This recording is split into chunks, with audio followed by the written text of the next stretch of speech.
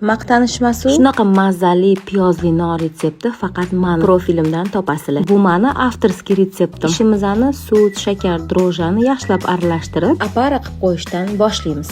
Drojamiz oshguncha piyozimizni yaxshilab to'g'rab olamiz. Erinmasdan ko'p piyoz to'g'raylik, juda ham mazali chiqadi. Menga o'xshab ikki xil piyozdan foydalansanglar, undan ham mazali chiqadi. Men ko'k piyozni ham shunaqa katta qilib to'g'rab tashladim. Piyoz ziravorla solib, yaxshilab aralashtirib qo'ydim. Juda ham ezib olmaysizlar, suvi chiqib ketishi mumkin.